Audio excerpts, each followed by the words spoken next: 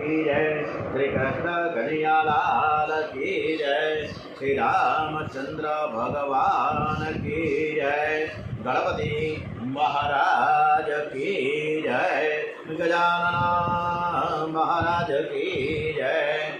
ओम श्री हनुमान जी महाराज की जय, श्री गायत्री मात की जय। ओम भूर्भुवः स्वः तत्सवितुर्वरेण्यं भर्गो देवस्य धीमहि धियो यो नः प्रचोदयात्। सर्वे भवन्तु सुखिनः, सर्वे सन्तु निरामयाः। बोलिए श्री वामन जी महाराज की जय। આજની આપણે કથા છે ખૂબ સરસ રીતે ભગવાનને સંભળાવીએ છીએ એવા ભાવ સાથે આપણે અતિ સુંદર સુંદર એવા હરિસુંદર ભગવાનને આપણે નમસ્કાર અને વંદન કરીએ છીએ।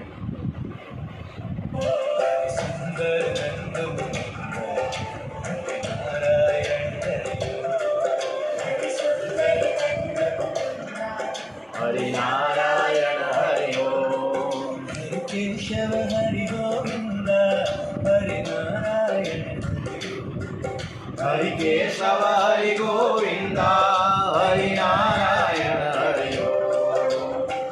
हरे गौरे गोकुल के तारे आओ रे गाओ रे गोकुल के प्यारे, आओ रे नाचो रे रास रचाओ रे, आओ रे गोकुल के प्यारे आओ रे नाचो रे रास रचाओ रे, आओ रे नाचो रे रास रचाओ रे। ओम श्री कृष्ण कन्हैयालाल की जय। પૂજ્ય ડોંગરેજી મહારાજ की जय। આજે ગુરુવાર છે 29/5/2025 ગુરુવાર, વૈશાખ સુદ જેઠ સુદ ત્રીજ છે। આજે જેઠ સુદ ત્રીજ અને આજે ગુરુવારે આપણા ગુરુદેવ જે આપણા ભગવદ કથાના પરમ વંદનીય સુખદેવજી મહારાજ ડોંગરેજી મહારાજને સાક્ષાત વંદન સાથે આપણે એમને વંદન કરીએ।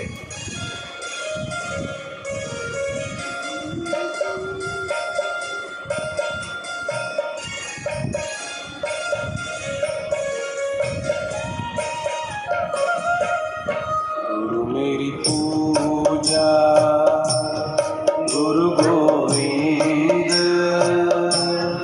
गुरु मेरा पार ब्रह्म गुरु भगवंत। मेरी पूजा गुरु गोविंद, गुरु मेरा पार ब्रह्म गुरु भगवंत। ડોંગરેજી મહારાજના ચરણોમાં વંદન સાથે વામનજી મહારાજની કથા શ્રી કૃષ્ણ પરમાત્માને સરસ રીતે સ્મિત હાસ્ય સાથે આપણે સંભળાવીએ। એ પણ સરસ રીતે આપણી કથા સાંભળે છે એવા ભાવ સંવેદના સાથે દ્વારિકાધીશ કી જય, વામનજી મહારાજ કી જય। 7મા મન્વંતરમાં કશ્યપ ઋષિ અને અદિતિને ઘેર વામનજીએ અવતાર લીધો છે। હવે પરીક્ષિત રાજાએ પ્રશ્ન કર્યો છે, ભલે હે પદત્રયમ ભૂમે હે કસ્માંતરે રચાયત ભૂત્વેશ્વર કૃપણ વલ્લભતા અર્થોપી પવનતત્વમ। મને આ 7મા મન્વંતરની વામનજી મહારાજની કથા સાંભળવાની ખૂબ જ ઈચ્છા છે। લક્ષ્મીજીના પતિ એવા નારાયણ ભિક્ષા માંગવા માટે શું કામ ગયા, એને શું જરૂર પડી? એવું મેં સાંભળ્યું છે કે એ વામનજી મહારાજ બલિરાજાને ત્યાં ભિક્ષા માંગવા ગયા, તો વામનજીનું પ્રાગટ્ય કેવી રીતે થયું એ મને તમે સમજાવો। સુખદેવજી મહારાજ વર્ણન કરે છે કે રાજન, દેવ અને દૈત્યનું યુદ્ધ થયા પછી દૈત્યો શુક્રાચાર્ય એટલે કે એના જે ગુરુ છે એ શુક્રાચાર્યને શરણે ગયા। એમણે શુક્રાચાર્યની ખૂબ જ સેવા કરી છે, એથી તેમનું બળ વધવા લાગ્યું। શુક્રાચાર્યજી દૈત્યોના રાજા બલિના હાથે, બલિ રાજા છે એ દૈત્યોનો રાજા હતો, દૈત્યોનો રાજા એ બલિના હાથે વિશ્વજીત નામનો યજ્ઞ કર્યો. એ યજ્ઞની પૂર્ણાહુતિના દિવસ સમયે અગ્નિકુંડમાંથી સોનાનો રથ બહાર આવ્યો. એક કથામાં બહુ અદ્ભુત વાત મૂકી છે. આપણે ઘણીવાર આવો ખ્યાલ ન આવે કે બલિરાજા કે જે સરસ મજાનો વિશ્વજીત નામનો યજ્ઞ કર્યો, એટલે યજ્ઞની કુંડમાંથી સોનાનો રથ બહાર આવ્યો. શુક્રાચાર્યજી એટલે ગુરુ છે દૈત્યોના, એટલે એને બલિરાજાને આ રથમાં બેસાડીને પોતાનું બ્રહ્મ તેજ આપ્યું છે. શુક્રાચાર્યએ આપેલ બ્રહ્મ તેજને કારણે બલિરાજા સ્વર્ગમાં યુદ્ધ કરવા ગયા અને તેમની જીત થઈ. જો બલિરાજાને કોઈ પણ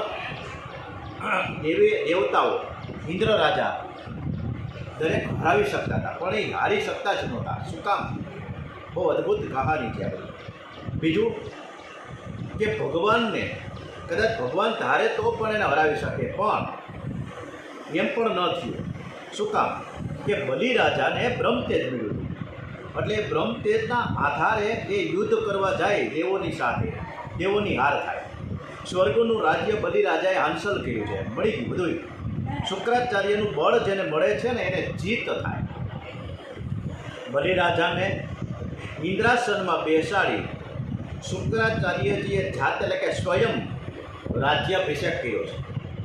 શુક્રાચાર્ય વિચાર કરે છે કે જો બલિરાજા અશ્વમેઘ યજ્ઞ કરશે તો કાયમના એ ઇન્દ્ર થશે, એટલે કે કાયમને માટે સ્વર્ગનું રાજ્ય મળશે. એવો બલિરાજાને નર્મદાના કિનારે લઈને આવ્યા છે. નર્મદાના કિનારો છે ને બહુ તપોભૂમિ છે, અને ઘણા ઋષિમુનિઓ નર્મદાના કિનારે સ્થાયી થયા છે. એટલે આપણે એક વખત ભવિષ્યમાં જ્યારે આપણે અનુકૂળતા આવશે ત્યારે નર્મદાના કિનારે માલસર ખાતે ડોંગરેજી મહારાજના આશ્રમમાં આપણે કથા કરીશું. એમાં મેક્સિમમ સંખ્યા છે 50. આપણને ત્યાં 25 રૂમ ફાળો છે. એટલે ભવિષ્યમાં એ સમય આવી રહ્યો છે, આવતા વર્ષે. શુક્રાચાર્યજીએ જે યજ્ઞ કરે ને, કદાચ શુક્રાચાર્યજીને વિચાર આવ્યો કે જો બલિરાજા યશ્વમેઘ યજ્ઞ કરે ને તો કાયમના ઇન્દ્ર બની જાય અને કાયમને કાયમ સ્વર્ગનું રાજ્ય મળી જાય, કોઈ એને હરાવી ન શકે. એવો બલિરાજાના નર્મદાના કિનારે લઈને આવ્યા. નર્મદા નદીના બૃહસ્પતિ તીર્થમાં બલિરાજા અશ્વમેઘ યજ્ઞ કરવા માંગે, અને આ બાજુ સ્વર્ગનું રાજ્ય દેવોના હાથમાંથી જતું રહ્યું. એટલે દેવો ગભરાઈ ગયા. એવો પોતાના ગુરુ, હવે દેવોના ગુરુ કોણ? દૈત્યોના ગુરુ શુક્રાચાર્ય.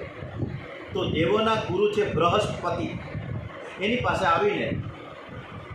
આવીને વિનંતી કરી કે હવે મારે કરવું હું? અને બૃહસ્પતિ કહે કે જ્યારે બલિ ભૃગુવંશી બ્રાહ્મણોનું અપમાન કરશે ત્યારે તેનો નાશ થશે. ભૃગુવંશી બ્રાહ્મણોનું જ્યારે બલિરાજા અપમાન કરે ત્યારે તેનો નાશ થશે. આ એક ઉપાય છે. દેવોને દુઃખી થયેલા જોઈ દીતિ એટલે કે એની માતા અદિતિ છે, એને દુઃખ થયું કે મારા દીકરાઓ દુઃખી છે, સંતાપ કરવા લાગ્યા. એટલે એણે કશ્યપ ઋષિની સેવા કરી છે. કશ્યપ ઋષિની સેવા કરી. કશ્યપ ઋષિ ખૂબ જ પ્રસન્ન થયા કે દેવી તમે વરદાન માંગો. ત્યારે અદિતિ કહ્યું મારા શત્રુઓનો નાશ થાય અને મારા બાળકોને સ્વર્ગનું રાજ્ય, એના બાળકો એટલે દેવો, એના સ્વર્ગનું રાજ્ય મળે એવું તમે વરદાન આપો. કશ્યપ ઋષિ અદિતિને સમજાવે કે તમારા શત્રુ હવે બળવાન થયા, દૈત્યો સર્વે પ્રકારનું પાપ છોડીને પવિત્ર, જુઓ બહુ સરસ વાત કરી છે, સમજવા જેવું. કારણ કે દૈત્યો છે ને હવે બધું જ પાપ છોડી દીધું છે અને પવિત્ર જીવન હવે ગાળવા લઈ ગયા છે. હવે તેઓ બ્રહ્મચર્ય પાળે છે, સંયમ પાળે છે, અને આ સંયમવાળું, આ બ્રહ્મચર્યવાળું, આ ધર્મનું એ બખ્તર પહેરે છે. એટલે એમના માથે શક્તિનું અને નીતિનું છત્ર છે. દૈત્યો એકદમ પવિત્ર બની ગયા છે.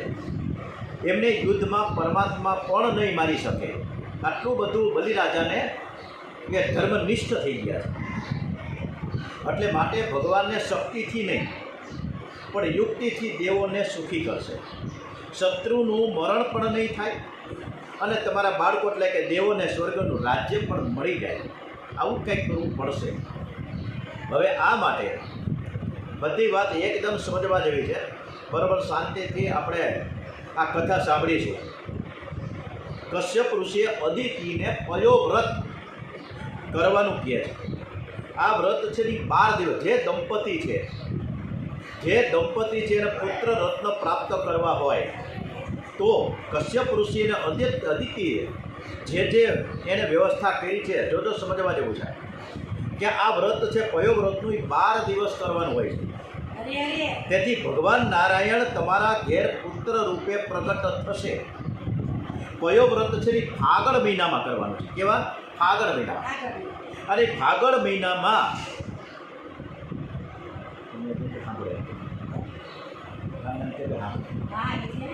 ફાગણ મહિનામાં શુક્લ પ્રતિપદા એટલે કે એકમથી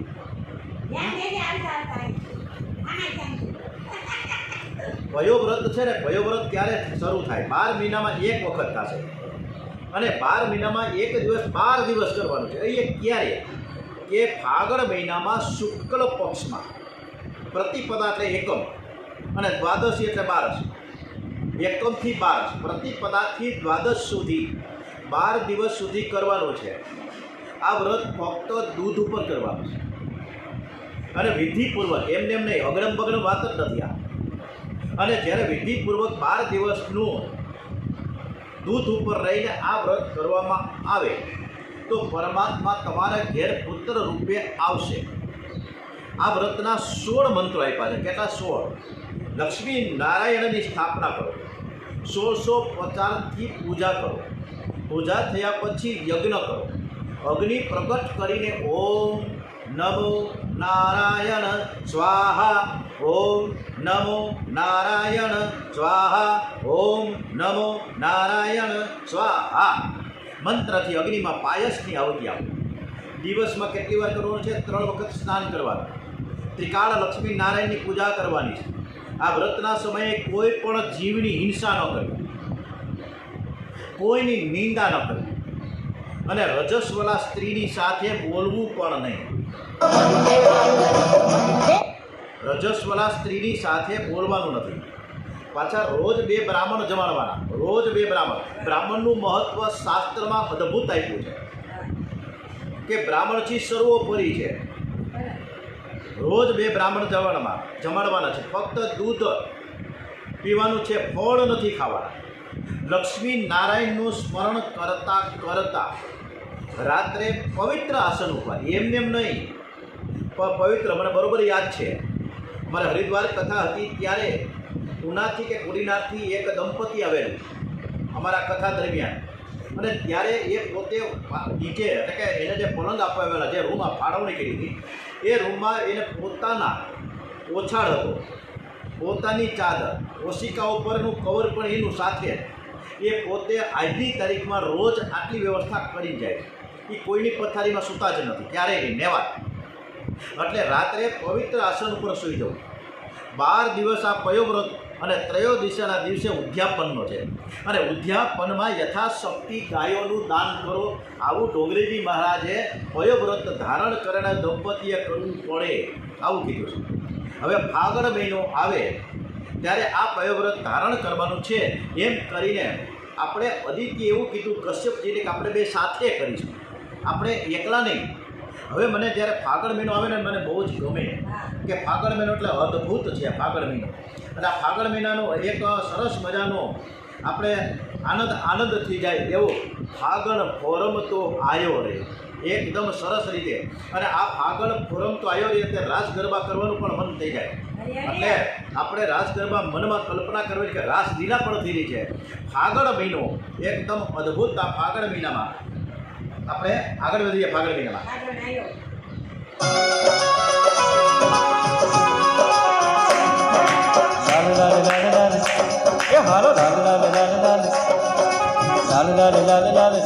કેસુડા ને સરી તરી પર પચરાયો, ઋતુઓનો રાજા પેલો ફાગણે આગણી આવી અલબેલો લહેરાયો.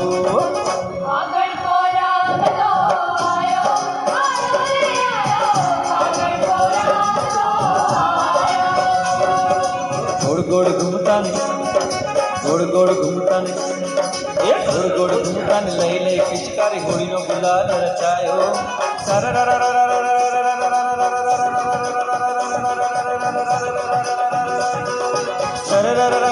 લાડકડો લાડ લોટે ઉર્મો મન વિઠવાયો ફાગણ પોરામતો આયો ફાગણ પોરામતો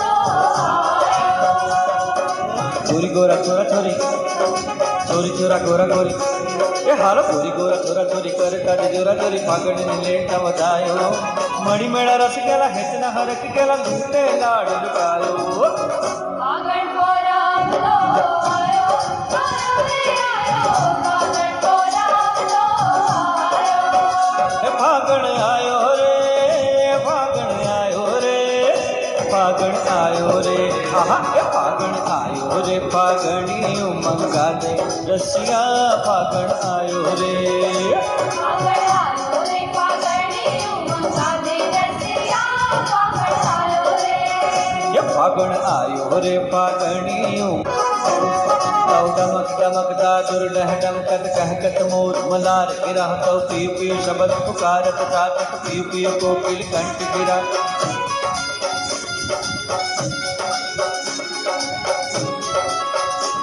तव गणर गणर न बहुत गणाका तव गणर गणर न बहुत गणाका धन धन गिरवर शिखर दड़ तव रुम झुम रुम झुम रुम झुम रुम झुम झुम रुम झुम रुम झुम रुम रुम झुम रुम झुम तव रुम झुम बरसत बरसा गड़ड़ गड़ड़ घर गोर कर देवर ફાગણ પોરામતો આયો ફાગણ પોરામતો તેના રંગે મન અદિતિ અને કશ્યપજીએ વ્રત સાથે ધારણ કર્યું છે. જ્યારે પતિ અને પત્ની એક જ વિચારથી સેવાને સ્મરણ કરે ને તો ભગવાન છે ને જલ્દીથી કૃપા કરે છે. પતિ પત્નીનું લક્ષ્ય એક હોવું જોઈએ. કશ્યપ અદિતિનો ગૃહસ્થાશ્રમ શ્રેષ્ઠ છે. સર્વે આશ્રમોમાં ગૃહસ્થાશ્રમને શ્રેષ્ઠમાં શ્રેષ્ઠ ગણાવવામાં આવ્યો છે.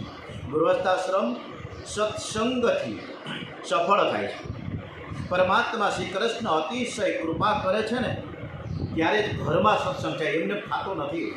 આજે સતત 2017થી લઈ આજે 2025 સુધી સતત રોજ સવારમાં આ 8 થી 9 કથા ક્યારે થતી હોય? ભગવાનની કૃપા હોય તો થાય. અને તમે બધાએ જે પરીક્ષિત શ્રીઓ છે સામે બીજા મોબાઈલમાં મીટ એપ્લિકેશન દ્વારા સાંભળે છે એ દરેકને પણ હું આભાર વ્યક્ત કરું કે એ આજે છેલ્લા ઘણા સમયથી જોડાયેલા છે. અને આ બધાએ પરીક્ષિત હોય તો મને કથા કરવાનો આનંદ આવે છે. આ ઘેર બેઠા આ ગંગા પાન થઈ રહ્યું છે. કથા જ્ઞાન, કથા ગંગા પાન. કશ્યપ અને અદિતિનો ગૃહસ્થાશ્રમ છે ને ખૂબ જ દેવીય છે. બંને પવિત્ર જીવન ગાળીને તપશ્ચર્યા કરતા હતા. પરમાત્માને થયું કે આજે હું તેમના ઘેર જન્મ લઉં. આજે પણ જે સ્ત્રી અદિતિ બને અને જે પુરુષ કશ્યપ બને તો તેના ઘેર ભગવાન પુત્ર રૂપે જન્મ લેવા આજે પણ તૈયાર છે. થોડો વિચાર કરો. ભગવાનનો અવતાર થાય એટલે શું? જ્યાં ભગવાન નથી ત્યાં આવીને ભગવાન ઊભા રહે છે? શું જગતમાં કોઈ એવી જગ્યા છે કે જ્યાં ભગવાન બિરાજતા ન હોય? ભગવાન તો સર્વવ્યાપક છે, ભગવાન તો સર્વમાં મળેલા છે, પરંતુ તે માયાના આવરણમાં ઢંકાયેલા છે. આજે હું ગોંડલ ગામનો છું એટલે મને ગોંડલ આજે યાદ આવ્યું. અને એ ગોંડલના જે તે સમયના રાજવી એક ભગવતસિંહ બાપુ થઈ ગયા. આ એનું રજવાડું આખા દેશ વિદેશમાં વખણાતું. એવા પરમવીર, બુદ્ધિશાળી, એન્જિનિયર કક્ષાનો રાજવી ભગવતસિંહના રાજમાં અમારો જન્મ થયો છે. હવે ભગવતસિંહ બાપુએ એક વખત દરબાર કર્યો. 108 બ્રાહ્મણો, વિદ્વાન પંડિતોને બોલાવ્યા. જે રીતે અકબરના દરબારમાં સંગીતો બધા સંગીતકાર હતા, એમ ભગવતસિંહ બાપુને ત્યાં વિદ્વાન પંડિતો એકવાર 108 એના રાજ દરબારમાં બોલાવવામાં આવ્યા છે.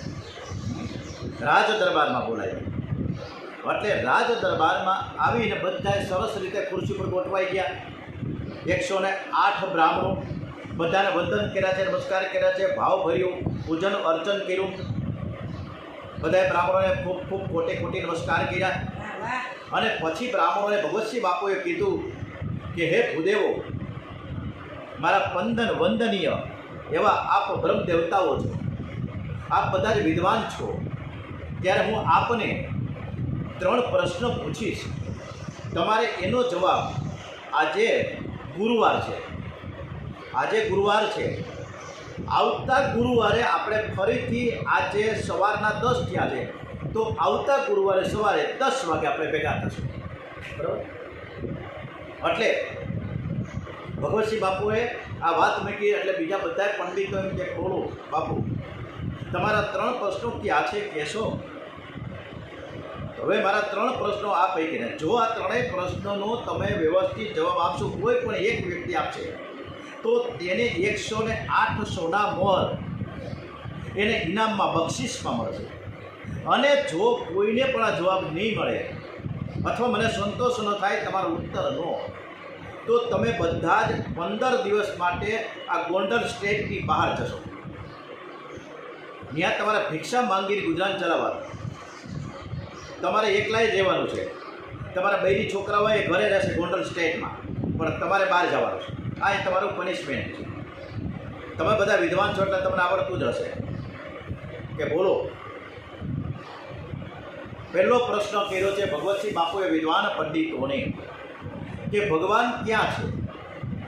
મારો પહેલો પ્રશ્ન છે ભગવાન ક્યાં છે? બીજો પ્રશ્ન રજૂ થયો ભગવાનનું મુખ કઈ તરફ છે, મુખ મુદ્રા, એનો ચહેરો ક્યાં તરફ છે? અને ભગવાન કઈ પ્રવૃત્તિ કરે છે, ભગવાન શું પ્રવૃત્તિ કરે છે? બસ આ 3 પ્રશ્નો તમારે મને આપવાના છે. બધું મેં એક વાંચતો આપી દીધું, ખાલી વાત. હવે આ 3 પ્રશ્નોનો જવાબ તમારે આવતા અઠવાડિયે, આવતા ગુરુવારે, આજે અત્યારના ભલે આપણી ઘરે અત્યારે સવારે 8:30 થયા છે, પણ હું 10 વાગ્યાની વાત કરું છું કે 10 વાગે તમારે 10 વાગે આવતા ગુરુવારે મળવાનું છે. અને મારો જે 3 પ્રશ્નોનો જવાબ લઈને તમારે આવવાનું છે. બધા વિખેરાઈ ગયા, હોના ઘરે ગયા, સાંજે બધા ભેગા થયા, 108 બ્રાહ્મણો, પરસ્પર ચર્ચાઓ થઈ, પરામર્શ થઈ, સંવાદો થયા, એક મોટો બધો કાગળ લીધો, બોલપેન લીધી, એકબીજા 3 પ્રશ્નોનો જવાબ રજૂ કરે છે. ત્યારે બધાય પ્રશ્નોના જવાબો એકબીજા મેળવતા જાય, એકબીજા સંવાદો થાય, ચર્ચા કરી, મજા નથી આવતી. બાપુને આ મજા નહીં આવે આપણા ઉત્તરમાં. હવે કરું હું ધીમે ધીમે કરતાં 5 દિવસો વયા ગયા. ગુરુ, શુક્ર, શનિ, રવિ, સોમ, મંગળ એમ કરતાં દિવસો પસાર થાય. કોઈને વ્યવસ્થિત જવાબ નથી પડતો. કરવું શું? એમાં ઈશ્વરચંદ્ર નામનો જે વિદ્વાન પંડિત છે, જે મહારાજ છે, એનો દીકરો નવીનચંદ્ર. હવે એ નવીનચંદ્રથી 12 વર્ષનો દીકરો. એટલે એ બધું જોવે કે આ બધા ભેગા થાય છે, કંઈક વિચાર કરે છે, છૂટા પડે છે, વળી ભેગા થાય છે શું?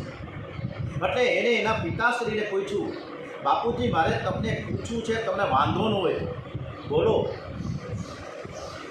ત્યારે એટલું માન સન્માન હતું દીકરાને બાપ પ્રત્યે. અત્યારે તો બાપ દીકરાનું સન્માન છે કે કેમ એ આપણે જોઈ શકીએ છીએ. એટલે નવીને પૂછ્યું કે ઈશ્વરચંદ્ર એના પિતાશ્રીને કે બાપુજી તમે બધા ભેગા થાવ છો, તમે શું ચિંતામાં છો એ કહેશો? તો ચિંતા તો બીજી કોઈ નથી, પણ આપણા બાપુ, આપણા રાજવી, આપણા ગોંડલ સ્ટેટના મહારાજા ભગવતસિંહ બાપુએ ભગવતસિંહ બાપુએ 3 પ્રશ્નો રજૂ કર્યા છે. આ 3 પ્રશ્નોનો વ્યવસ્થિત જવાબ અમને મળતો નથી, એટલે અમે વિસાવડવા છીએ, અમે ચિંતામાં છીએ. તમે શું ચિંતામાં છો? અમારે ચિંતા એ છે કે અમે જો વ્યવસ્થિત જવાબ નહીં આપીએ અને અમારા ઉત્તરથી એ સંતુષ્ટ નહીં થાય આપણા રાજવી, તો અમને દેશ નિકાલ કરી દેવામાં આવશે, એટલે સ્ટેટની બહાર. તો કે તમે મને કહેશો, બધા વિદ્વાન પંડિતો 20-25 ત્યારે હાઈટેકના ભેગા થયા હતા. એટલે એને કે બાપુજી તમે મને જવાબ, તમે તમારા જે પ્રશ્નો પૂછ્યા છે ભગવતસિંહ બાપુએ, એ તમે મને કહો ને શું છે? એટલે એણે કીધું ભગવાન ક્યાં છે, ભગવાનનું મુખ ક્યાં છે, અને ભગવાન શું પ્રવૃત્તિ કરે છે? આ 3 પ્રશ્નો ભગવતસિંહ બાપુએ પૂછ્યા. હવે આનો જવાબ અમને વ્યવસ્થિત મળતો નથી. અમે બધા ભેગા થાય છે, હવાર હાઈને ભેગા થાય છે, મજા નથી આવતી. ઓકે, તમે મને 2 દિવસનો સમય આપો. આજે હજી 5મો દિવસ છે, આપણે 7મા દિવસે મળીશું, એટલે મને ખાલી 1 કે 1.5 દિવસ આપો. તો કે કાંઈ વાંધો નહીં, તને પણ યથા યોગ્ય તારી મતિ પ્રમાણે તારે જવાબ જો શોધવું હોય તો શોધી લે. હવે નવીનચંદ્ર એટલે કે ઈશ્વરચંદ્રનો દીકરો 12 વર્ષનો બીજે દિવસે સવારના બાપુજીને કીધું, પિતાશ્રીને, હે પિતાશ્રી તમે બધાને બોલાવો, મારે બધાની સાથે વાત કરવી છે. વિદ્વાન પંડિતો ત્યારે સાંજે 5 વાગે ભેગા થયા, બધા જ બ્રાહ્મણો સાથે. ઈશ્વર નવીનચંદ્ર એટલે કે એનો દીકરો બેઠો છે. બધાને કીધું તમે જઈ કહો બાપુને કે એની સંમતિ હોય તો તમારા પ્રતિનિધિ તરીકે હું જવાબ આપું. એવું બાપુ જો સંમતિ આપે તો હું પૂરેપૂરો વ્યવસ્થિત જવાબ આપીશ. અરે ભાઈ તું જવાબ નહીં આપો તો તારે 20 નિકાલ થશે, તારે આઉટ ઓફ સ્ટાઇલ જવાનું થશે, તો હું જઈશ, જરા ચિંતા નહીં કરો. એટલે ઈશ્વરચંદ્ર અને એના બીજા સાથીદારો ભૂદેવો ગયા છે. રાજવીને મળ્યા, બાપુને મળ્યા. બાપુને કે બાપુ એક વિનંતી છે કે આપણે ગુરુવારે, આજે બુધવાર છે, આવતીકાલે ગુરુવાર છે, તો ગુરુવારે આપણે સવારે 10 વાગે ભેગું થવાનું છે. તમારા ઉત્તર મારે તમને આપવાના છે, પરંતુ અમારા બધાય વતી અમારા પ્રતિનિધિ તરીકે આ ઈશ્વરચંદ્ર છે, એનો દીકરો નવીનચંદ્ર, એ તમને જવાબ આપશે. વાંધો નથી ને? તો કે કાંઈ વાંધો નહીં, આવવા દો એને. ગુરુવારે સવારના 10 વાગે રાજ દરબારમાં હકરે ઠક બધા જ લોકો આવી ગયા કે રાજવીએ જે પ્રશ્નો પૂછ્યા છે એનો ઉત્તર આ ભૂદેવો કેવો આપે છે જોઈએ. 108 બ્રાહ્મણો રાજ દરબારમાં બેઠા. દિવાનજી પણ ઊભા છે, મંત્રી પણ ઊભા છે. રાજ દરબારના રાજ સિંહાસનમાં ભગવતસિંહ બાપુ પણ સરસ મજાના સિંહાસન પર બિરાજમાન. અને ઈશ્વરચંદ્રનો દીકરો ધીમે ધીમે ઠકડા ખડા ખડા ખડા કરતો આવ્યો રાજ દરબારમાં અને આવીને ઊભો રહી ગયો સામે. ભગવતસિંહ બાપુને કીધું, બાપુ તમારા પ્રશ્નોનો જવાબ આપવા માટે તમારી પૂર્વ સંમતિ લઈને હું એ ઉપસ્થિત છું અને હું તમારો જવાબ આપું છું. કે કાંઈ વાંધો નહીં, આ બધાના પ્રતિનિધિ તરીકે તું જવાબ આપીશ. મને કાંઈ તું નહીં તમે, મારે તમારો જવાબ, મારે તમને જવાબ આપવાનો છે, તમારો ઉત્તર. એટલે તું નહીં બોલવાનું, તમે બોલો, આપ બોલો. તો કે હા ભૂલાઈ ગયું. રાજવીએ કીધું ભગવતસિંહ બાપુએ કે આપ મને ઉત્તર આપો. તો કે એમને ઉત્તર ના મળે તો શું કરવાનું? કે તમારે મારી પાસે જે ઉત્તર જોઈએ છે, તમારે નીચે આવવાનું, હું સિંહાસન ઉપર બેસું અને તમે નીચે બેસો, કારણ કે તમારે જવાબ જોઈએ, મારે નથી જતો. તમારા પ્રશ્નનો જવાબ મારે દેવાનો છે. અત્યારે હું ગુરુ સ્થાને છું, એટલે તમારે મને તમારા સિંહાસન ઉપર બેહાડવાનું અને તમારે મારી સાથે સામે આસન ઉપર બેસવાનું છે, નીચે ખુરશી ઉપર નહીં. એટલે બેઠા છે. અને અહીં તો રાજવી બહુ પ્રેમાળ હતા, બહુ લાગણીસભર હતા રાજવી. એટલે એ ગોંડલ સ્ટેટમાં દરેક કન્યાને એક કન્યા શિક્ષણ આપવામાં આવતું. એ વખતે વહેલી શોધ ત્યાં ટેલિફોનથી થઈ છે.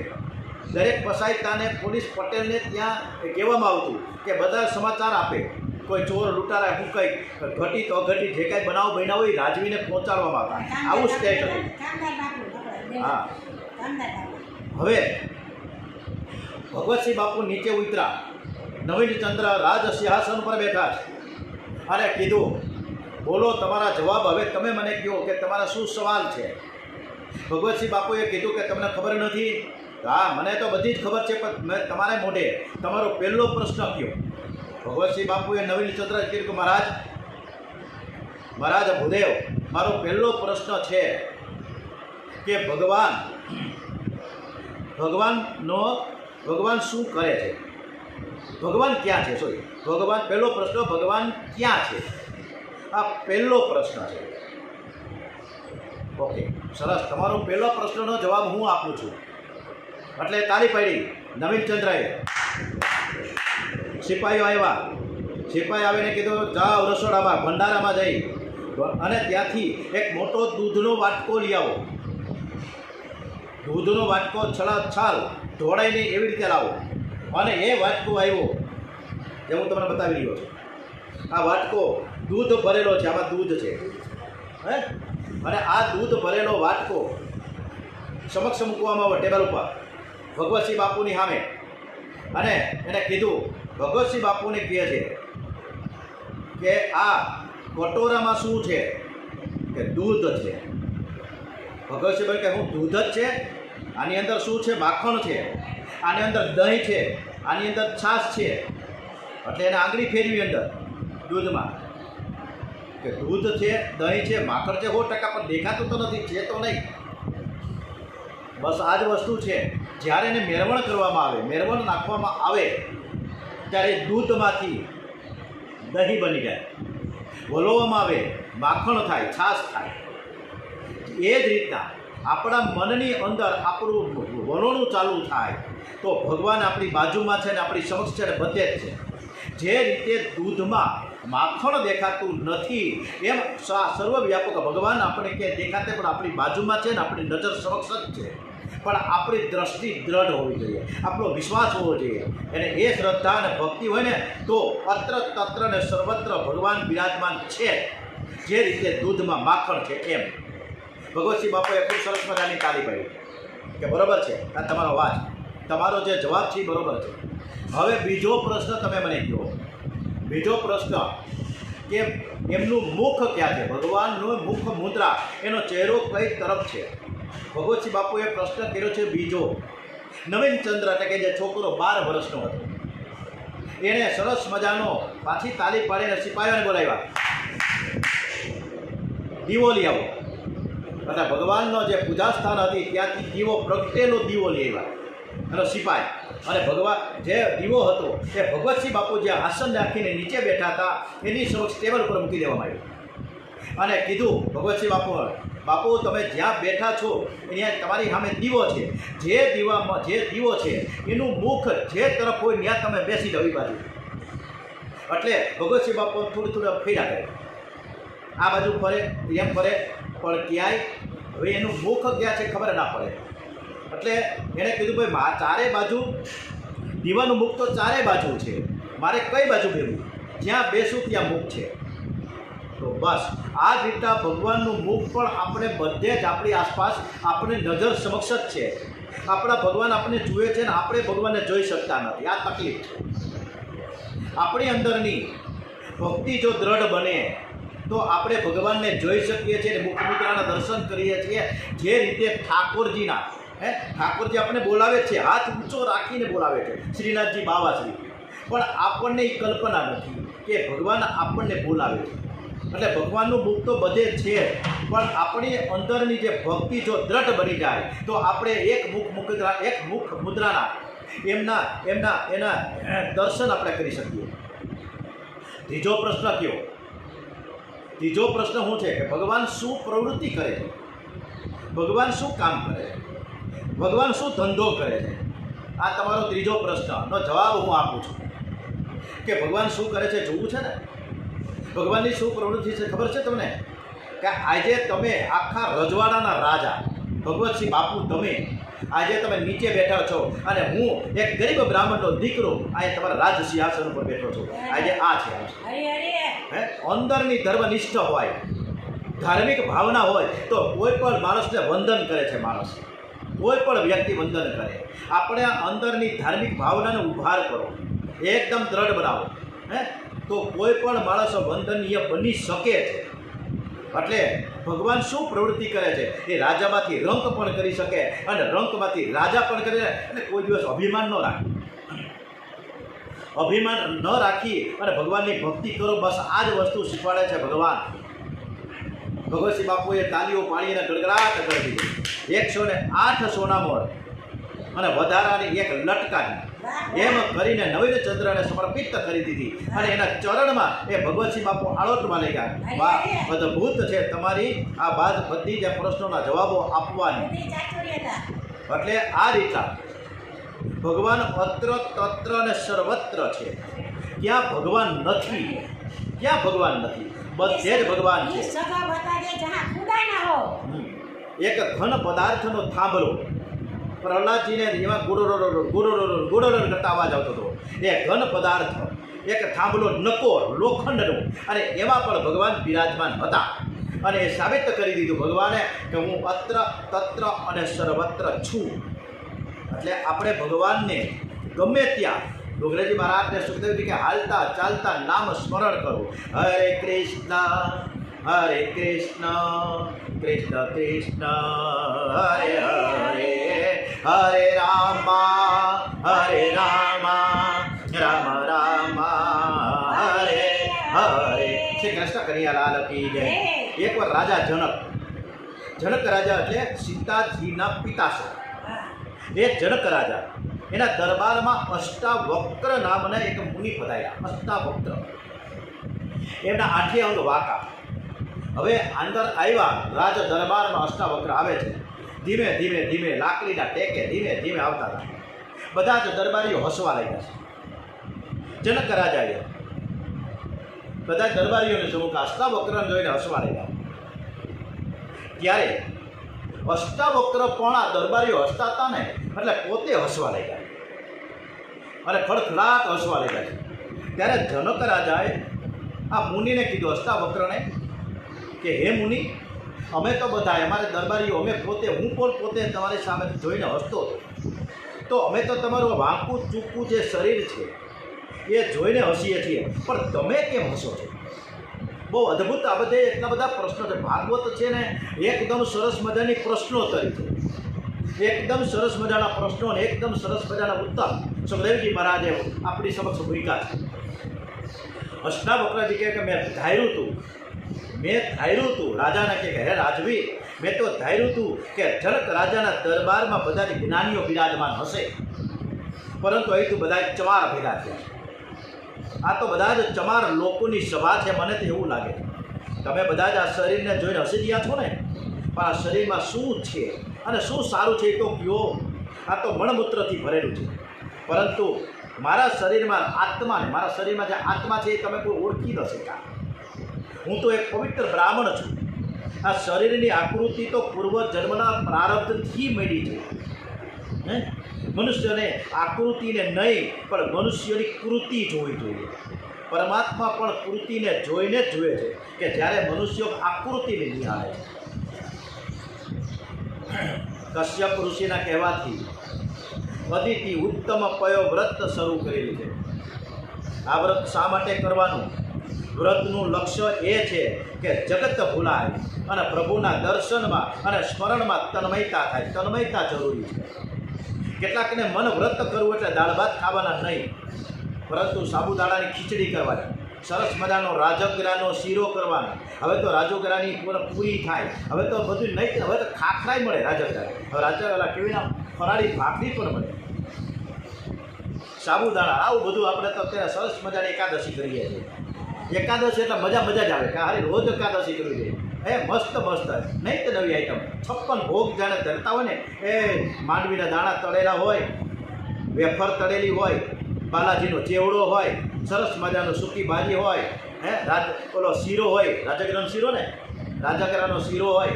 હા, એવી ખાવાની ચટપટી ઉપડે કે આવી તો એકાદશી મજા આવી જાય. સાબુદાણા પણ આવી રીતના વ્રત પરિપૂર્ણ થતું નથી. વ્રતનું લક્ષ્ય કોને કહેવાય? ડોગરેજી મહારાજ આપણને સરસ રીતે સમજાવે, આપણે સમજી શકતા નથી કે વ્રતનું લક્ષ્ય છે વિષયાકાર વૃત્તિનો વિનાશ કરવો. મન શ્રી કૃષ્ણ કાર બને એ માટે વ્રત કરવાનું છે. વ્રત એટલે કોને કહેવાય?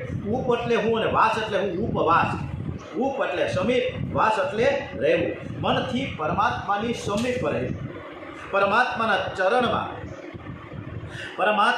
ચરણમાં પ્રભુના નામમાં રહેવું, એટલે જ એને ઉપવાસ કહેવામાં આવે છે. ફક્ત ફળાહાર. ધ્રુવજી મહારાજે કહ્યું 6 મહિના સુધીનું વ્રત અદ્ભુત હતી. 6 મહિનાની અંદર પરમેશ્વરને એના દર્શન કરવા માટે આવતું. આ વ્રત છે, આ તપશ્ચર્યા. આપણે શું કરીએ? અમે હમણાં તો આપણે તો કેરીને રમઝટ બોલે છે, 5 કિલો દાબી જાય કેરી, એટલે પછી ફરાળ. આવું કરીએ. આવી રીતના ઉપવાસ ન થાય. ફળાહાર સાથે પરમાત્માનું, ફળાહાર એટલે 1 કે 2 કેરી ખવાય, 3 કિલો ન દબાય. ફળાહારની સાથે પરમાત્માનું ધ્યાન સ્મરણ કરવાથી ઉપવાસ થાય. ઉપવાસ છે જગતને ભૂલવા માટે છે. અને આજે તો એકાદશીની વાત નીકળીને એટલે મને એકાદશી વ્રત કરવાનું, આ એકાદશી વ્રત તો જોકે મહિનામાં 2 વખત આવે, ખબર છે ને બધાને? વધમાં આવે ને સુદમાં આવે, 2 એકાદશી. ડોગરીજી મહારાજે એવું કીધું છે કે બધાએ ફરજિયાત એકાદશી કરવી જ જોઈએ, સાથે એક અમાસે કરવી જોઈએ, પૂનમે કરવી જોઈએ. 4 વ્રત ફરજિયાત છે. આપણે એકાદશી કોઈને કરતા જ નથી. એકાદશીને દિવસે પણ ચાય ન પીવાય, હે. અને એના આપણા ઘરે આવે તો દાળ ભાત શાક રોટલી અનાજ કોઈને પીરસવાનું, ગમે એવા મહેમાન આવે. પણ એકાદશી વ્રત એટલે એકાદશી વ્રત જ. આજે આ એકાદશીના વ્રતમાં આપણે ખૂબ સરસ મજાનો, મારે એકાદશીનો ઉપવાસ છે.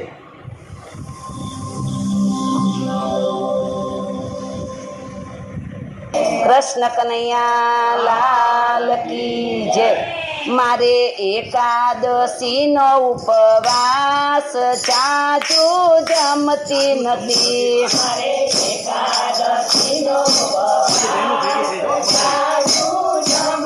નથી હવે સમજીને સત્સંગનો સાર ચાચુ જમતી નથી. તે સાર ચાચુ નથી. વહેલી સવારથી મેં કાંઈ ખાધું નથી. દૂધ પ્યાલા 2 પાલા વિના પીધું નથી. ફક્ત કેળા ખાધા છે 2-4 ચાચુ જમતી નથી. ખાધા છે 2-4 ચાચુ નથી. મારે એકાદશીનો ઉપવાસ ચાચુ જમતી નથી.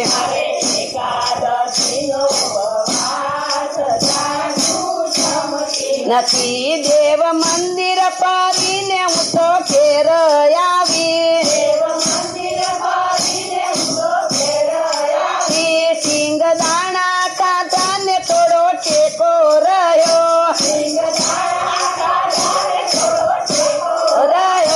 એમ કરતા વાગી ગયા 12 ચાચુ જમતી નથી.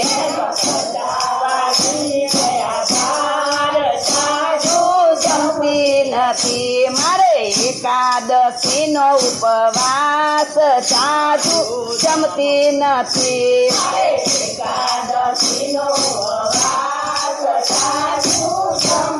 નથી. થોડી ફરાળી વાનગી તૈયાર કરી. જમી પરવારી ત્યાં તો નિંદર ઢળી. 4 વાગે ચા પાણી તૈયાર ચાચુ જમતી નથી.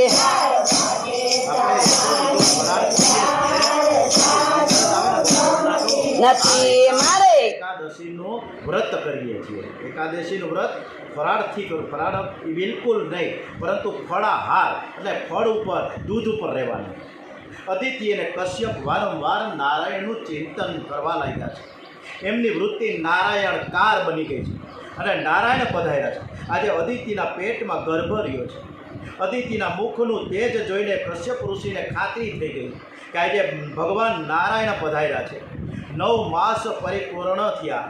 માતાજીના ઉદરમાં બિરાજેલા પરમાત્માની દેવોને ગંધર્વ સ્તુતિ કરી રહ્યા છે. આપણે પણ દેવોને ગંધર્વોની સાથે સ્તુતિ કરીએ, અને જો સ્તુતિ કરીશું ને તો ભગવાન જલ્દી પધારશે. બધાએ સરસ મજાની ભાવ સાથે આંખ બંધ કરીને ભગવાનની સ્તુતિ કરીશું ને? હા કે ના? શાંતાકારં ભુજગશયનં પદ્મનાભં સુરેશં વિશ્વાધારં ગગનસદસં મેઘવર્ણં શુભાંગં લક્ષ્મીકાન્तं કમલનયनं યોગિમેધ્યારગમ્યં વંદે વિષ્ણુ ભવભયહરં સર્વલોકેકનાથમ. ઓમ શ્રી વિષ્ણવે નમો નમઃ. ખૂબ સરસ મજાનું વામનજી ભગવાનનું પ્રાગટ્ય થઈ રહ્યું છે. એકદમ શાંતિથી આપણે કથા સાંભળીશું, એકદમ પવિત્ર મનથી. આજે પરમ પવિત્ર સમય થઈ ગયો છે. દસે દિશાઓ એકદમ પ્રસન્ન બની ગઈ છે. આકાશમાં દેવો ગંધર્વો ધુધુંબે નગારા વગાડી રહ્યા છે. અપ્સરાઓ નાચી રહી છે. આજે અગ્નિહોત્રી બ્રાહ્મણોના ઘરમાંથી અગ્નિકુંડમાંથી બિરાજેલા અગ્નિદેવ બહાર આવ્યા. આજે તો અપ્સરાઓ નાચી રહી છે. બ્રાહ્મણોને બહુ જ આનંદ થઈ રહ્યો. અમારા ઘરમાં ભગવાન પધારવાના છે. પરમ પવિત્ર ભાદરવા શુદ્ધ બારસ મધ્યાહન કાળે માતા અદિતિ ષણમુખ બોલીએ શ્રી વામનજી જાય પ્રગટ થયા છે. ચારે બાજુ પ્રકાશ ફેલાયો.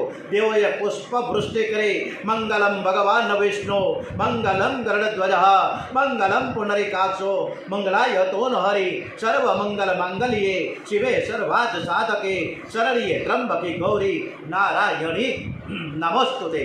આજની ઘડી તેરડિયા મળી રે સખી આજની ઘડી તે રણિયા મળી મારો વાનો આયવાની બધા મળી રે સખી આજની ઘડી તે રણિયા મળી.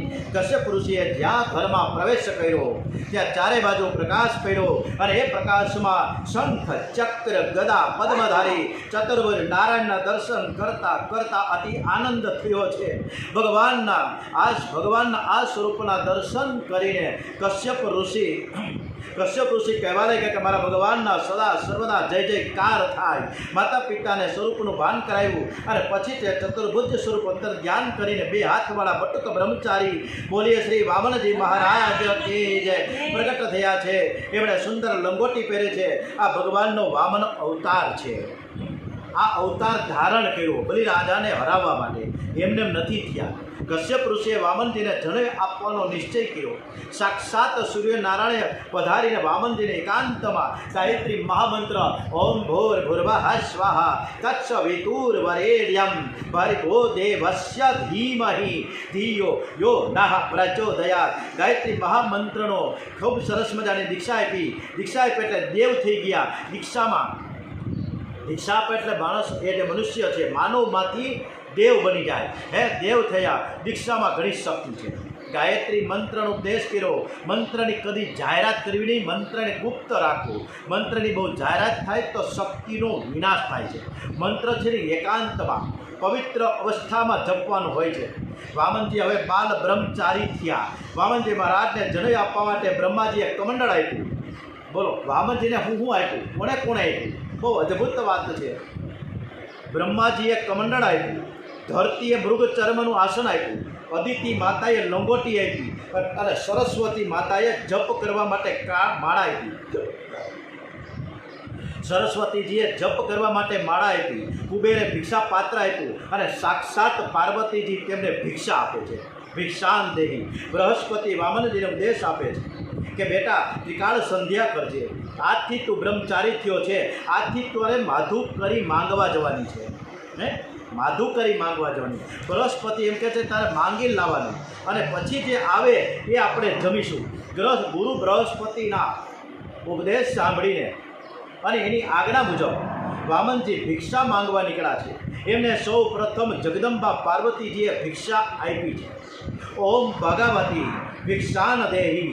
ઓમ ભગવતી ભિક્ષાન દેહી. વામનજીએ તે ભિક્ષા લાવીને ગુરુજીને આપ્યા. ગુરુજી કહે કે બેટા મારો પરિવાર તો બહુ મોટો છે. એ ભિક્ષા તું જે લઈ હોય એ બહુ થોડી છે. વામનજી કે ગુરુજી મને કોઈ મોટો યજમાન તો બતાવો તો હું ત્યાં જઈને વધારે પડતી બહુ મોટી ભિક્ષા લાવું. ગુરુજી કહે અરે મોટો યજમાન તો બાજુમાં જ બલિરાજા છે જે નર્મદાના કિનારે અશ્વમેઘ યજ્ઞ કરી રહ્યા છે. બલિરાજા નર્મદાના કિનારે જે યજ્ઞ કરે છે ને ત્યાં તું જઈને ભિક્ષા માંગવા જજે અને તે ભિક્ષા આપવાની જરાય ના નહીં પાડે. વામનજી મહારાજ નર્મદા નદીના કિનારે જવા માટે પ્રયાણ કરે છે. અને વામનજી મહારાજ કેવા લાગે છે? બહુ અદ્ભુત દર્શન છે. પગમાં પાવડી છે. એક હાથમાં કમંડળ, બીજા હાથમાં છત્ર અને દંડ છે. એણે ફક્ત લંગોટી જ પહેરી છે. કમર ઉપર મૂંજની મેખલા, ગળામાં યજ્ઞ પવે, બગલમાં મૃગ ચર્મ અને શિર ઉપર કે માથા ઉપર જટા ધારણ કરી છે. મુખ પર બ્રહ્મ તેજ ઝળકી રહ્યું છે. તેજસ્વી સ્વરૂપવાળા વામનજીને રસ્તામાં બધા જ નમસ્કાર કરી રહ્યા છે. આપણે પણ બધા જ નમસ્કાર કરીશું. બોલીએ શ્રી વામનજી મહારાજ કી જય. બિલકુલ પરિચય ન હોય અને માથું આપોઆપ નમી જાય તો માનવું કે આ ઈશ્વરનો અંશ છે. અનેક દેશને પવિત્ર કરતા કરતા વામનજી મહારાજ નર્મદાના નદીના કિનારે પહોંચ્યા અને ત્યાં મોટો બધો મંડપ બાંધેલો છે.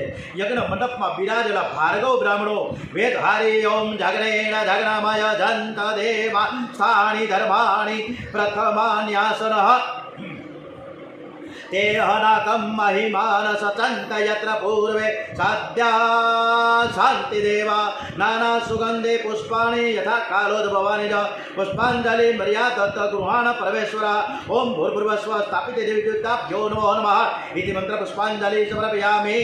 પગમાં પાવડી, એક હાથમાં કમંડળ, બીજા હાથમાં છત્ર અને દંડ, ફક્ત લંગોટી પહેરી, કમર ઉપર મૂંજની મેખલા, ગળામાં યજ્ઞપવિત, બગલમાં મૃગચર્મ, શિર ઉપર જટા મુકટ અને મુખ પર બ્રહ્મ તેજ ઝળકી રહ્યું છે. એવા તેજસ્વી સ્વરૂપવાળા વામનજીને બધા જ આપણે બધા જ નમસ્કાર કરીએ. કોટી કોટી વંદન.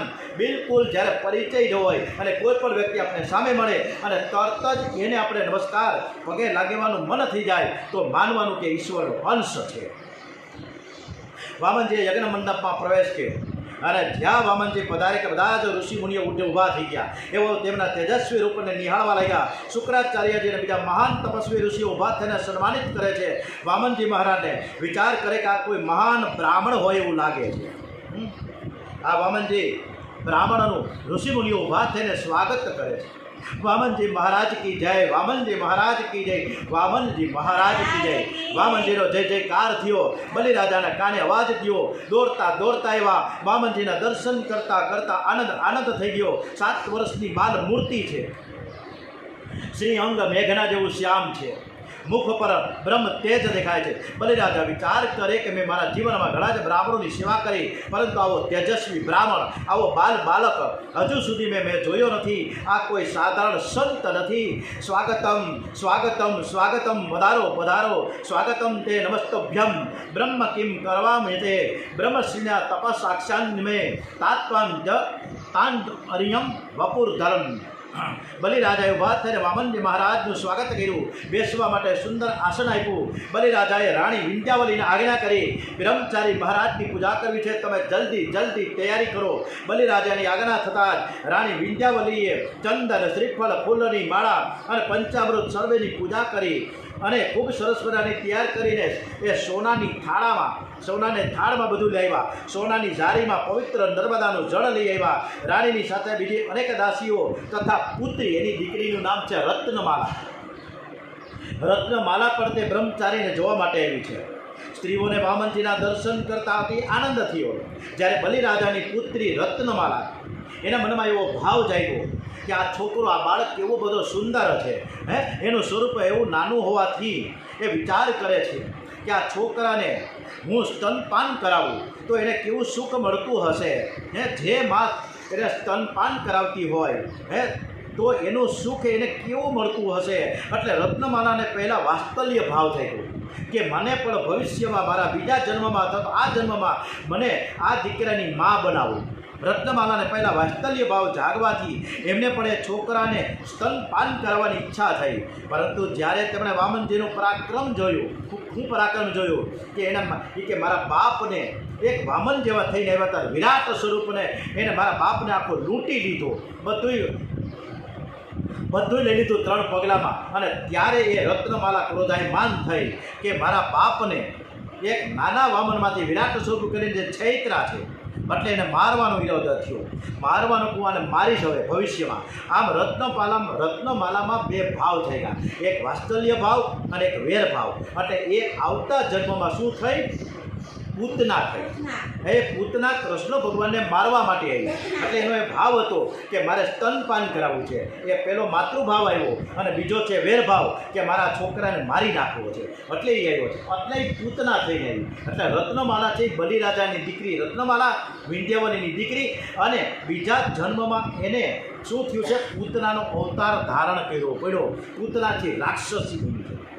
હવે વામનજી મહારાજ દરબારમાં આવીને બલિરાજાની પાસે જે 1650 પૂજન કર્યું એટલે પછી કીધું તમે માંગો, તમારે જે માંગવું એ માંગો મારી પાસે. હવે આ દિવ્ય ગાથા આપણે હવે શું માંગશે કે નહીં માંગે? અને માગશે તો બલિરાજા શું આપશે, આપી શકશે કે નહીં, એ સમર્થ હશે કે કેમ? આ બધી દિવ્ય ગાથા આપણે આવતીકાલે કરીશું. એટલે આપણે આજનું કથાનું સમાપન કરીએ છીએ, વિરામ આપીએ છીએ. બોલીએ શ્રી કૃષ્ણ કનૈયાલાલ કે જય, દ્વારિકાધીશ કી જય. ઓમ નમો ભગવતે વાસુદેવાય, ઓમ નમો ભગવતે વાસુદેવાય.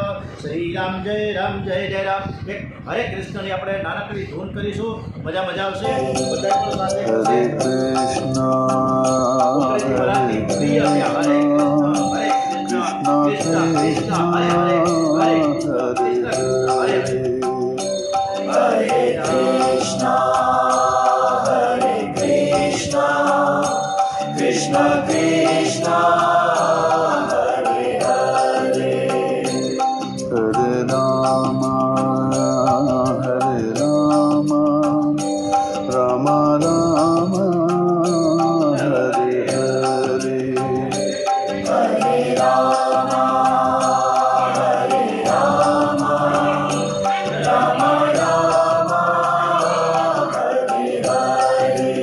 સરસ મજાની હરે કૃષ્ણની ધૂન કરીને ઘણાય હવે આ કથા ઘણા યુટ્યુબમાં સાંભળે છે એટલે દરેકને કથામાં ખૂબ જ આનંદ આવે છે. આપણે આ કથા કૃષ્ણ ભગવાનને સંભળાવવા માટે કરીએ છીએ. શ્રી કૃષ્ણ પરમાત્મા રામચંદ્રજી ગણપતિ બાપાને આપણા હનુમાનજી દાદા આપણી આ કથા ખૂબ જ સ્મિત હાસ્ય સાથે સાંભળે છે, વિશ્વાસ સાથે કથા થાય છે. અને આ કથામાં સંસ્કૃતના જે શ્લોક બોલાવવામાં ફરી વારંવાર કહેવામાં આવે છે કે મને કાંઈ નોલેજ નથી, મને કોઈ જ્ઞાન નથી, મને સંસ્કૃત આવડતું નથી, મને કોઈ કર્મકાંડ વેદ વિધિ વિધાન કાંઈ નથી આવડતા, હું ફક્ત ઝીરો છું, ઝીરો. અને હીરો છે એ આ કૃષ્ણ કનૈયા છે, અને જેની આપણે આ કથા કરી રહ્યા છીએ. એટલે બધાને ખૂબ જ આનંદ આવે છે કે આ કથા અવિરત આપણે ચાલુ રહીએ, અખંડ રહીએ, ક્યાંય પણ અટકે નહીં. અને આવી કથા રોજે રોજ થાય, કારણ કે આવી કથા અદ્ભુત છે. એ કથા આવી પહેલાં થતી જ આવી કથા આપણે ક્યારેય સાંભળી નથી. અનેક પ્રકારની જુદી જુદી પ્રસંગો અને દ્રષ્ટાંતો સાથે અને ગીતોની રચના સાથે આ કથા થઈ રહી છે. ત્યારે એક અમારા હરેશભાઈ જે માણાવદરવાળા છે એને બહુ આનંદ આવે છે, એટલે એના કહેવા પ્રમાણે એક ગીતની હું રચના મૂકું છું.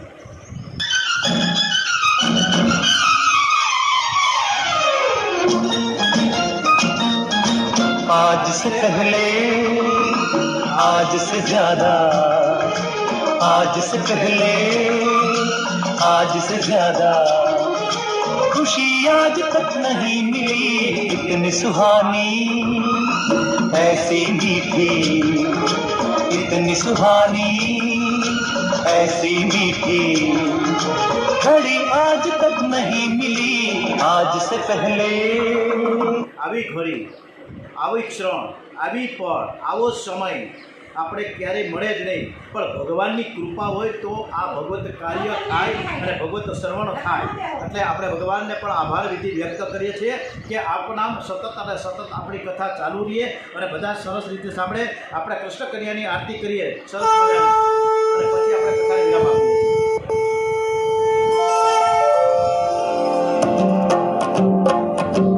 जय काना काला प्रभु जय काना काला,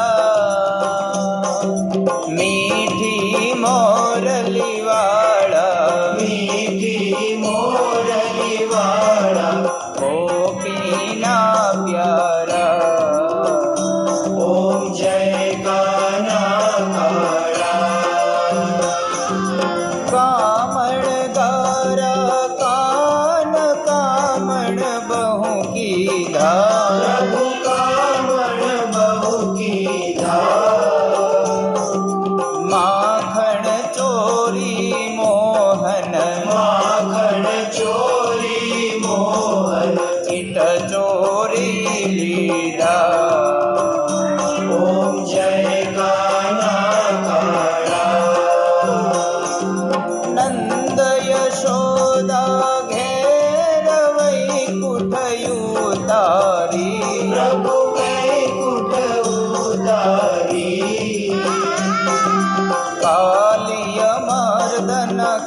કીધો કાલિય મર્દન કીધો ગાયોને ચારી ઓમ જય કાના કાળા श्री कृष्ण कन्हैया लाल की जय।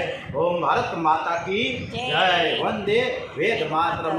ओम नमो भगवते वासुदेवाय। ओम श्री भागवत भगवान जी महाराज की जय। ओम नमः पार्वती पते। हर हर हर हर महादेव हर।